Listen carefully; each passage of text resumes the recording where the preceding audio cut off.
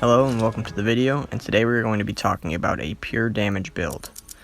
Now, it does have a little bit of defense to it, but overall this is probably the best damage build you'll find on YouTube.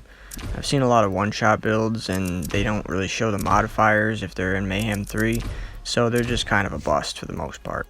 So in this video I not only show the modifiers, but I show 2 games where the modifiers do not help me at all. And I show 1 game where the modifiers are on my side and I absolutely melt the boss.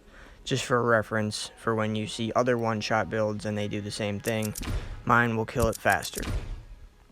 So I'm not really going to go over the skill tree part.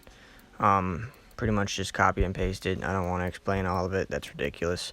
But just know it works. You'll just have to see and try it for yourself. Now one thing I do want to mention is this build is not very tanky at all. You could make it that way by taking a couple points out of the green skill tree and putting them in sustainment. I don't have any sustainment, so it kind of makes me die a few times in this video. So if you want to make this your main build and make it a little tankier and more usable, then just put a few points in sustainment and you should be fine. Now for this build you are going to need a couple gear specific things, such as I use the transformer and the foursome just because it regenerates my shield, applies the status effect with infusion. So it lights me on fire, but I don't actually take any damage. Also, 2 things you're going to need: this class mod right here, and the relic. The relic gives 183% elemental damage, which is huge. The class mod gives 48% more critical hit damage for Jacob's weapons, and this build revolves around the King's and Queen's Call weapons, so that's where all the damage comes from. Now, here is where I show the modifiers.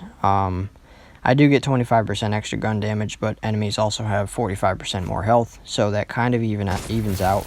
It actually puts me at a little bit of a disadvantage, but even still, I kill Grave Ward pretty fast. This is before any hotfixes or patches, so I do apologize if this changes. I haven't looked into the patch notes yet, but overall this build does insane damage. As you can see here, it melts him pretty fast. Actually go down right here, just as I was talking about before. This build isn't very tanky, but you could make it that way. He dies pretty quick right here.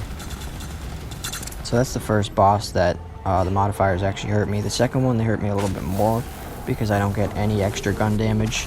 I think I get 50% more gun damage and then minus 50 pistol or something like that. So it evens out completely, and then enemies get 45% more health, so they're much tankier, especially with Grave Ward. It scales insanely well with this, so he has a bunch more health, and I still melt him pretty fast. I think you guys are going to be pretty surprised when you see the modifiers where they actually help.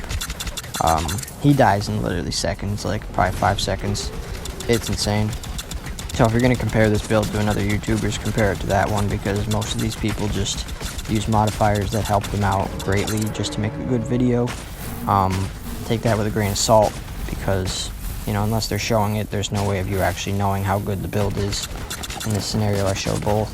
So the clip where the modifiers help me is coming up next, but I'm going to wrap up the video. So hope you guys enjoyed the build, and thank you, and I'll see you next time.